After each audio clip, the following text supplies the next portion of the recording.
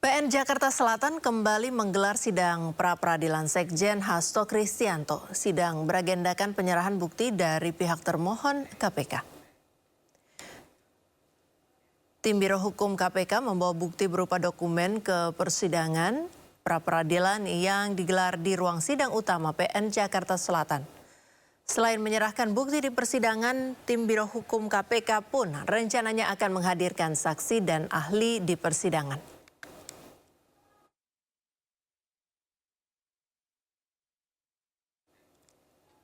Sebelumnya Hasto Kristianto ditetapkan KPK sebagai tersangka dalam kasus suap dan perintangan penyidikan perkara yang menjerat Harun Masiku.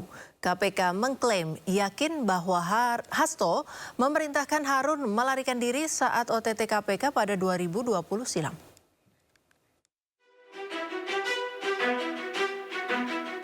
Kasus Harun Masiku kembali mencuat setelah Komisi Pemberantasan Korupsi atau KPK menetapkan Sekretaris Jenderal PDIP Hasto Kristianto sebagai tersangka kasus suap pergantian antar waktu. Kasus suap Harun Masiku sendiri merupakan salah satu episode panjang dalam sejarah hukum Indonesia. Kasus suap Harun Masiku berawal saat upaya menggantikan Nazarudin Kemas, anggota DPR RI terpilih, meninggal sebelum dilantik. Pada 2 Desember 2019, Harun Masiku diduga melakukan suap kepada Komisioner KPU Wahyu Setiawan untuk memuluskan langkahnya.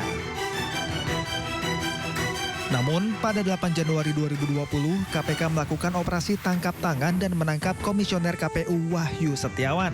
Sementara Harun Masiku kabur dan menjadi buronan internasional. 10 Juni 2024, KPK periksa Sekjen PDI Perjuangan Hasto Kristianto sebagai saksi dalam kasus suap Harun Masiku. Hasto kemudian ditetapkan tersangka pada Selasa 24 Desember 2024.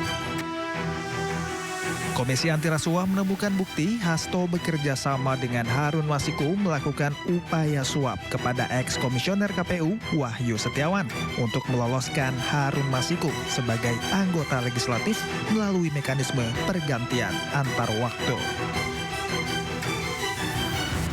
KPK juga menemukan bukti lain saat Hasto berupaya merintangi penyidikan dengan meminta pegawainya menelpon Harun Masiku saat operasi tangkap tangan KPK pada Januari 2020 silam.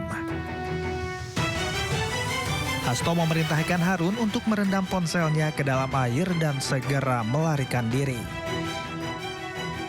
Pada tanggal 8 Januari 2020 pada saat proses tangkap tangan oleh KPK, Saudara HK memerintahkan salah satu pegawainya di Jalan Sultan Syahrir yang biasa digunakan sebagai kantor untuk menelpon kepada HM dan memerintahkan supaya merendam HP dalam air dan segera melarikan diri.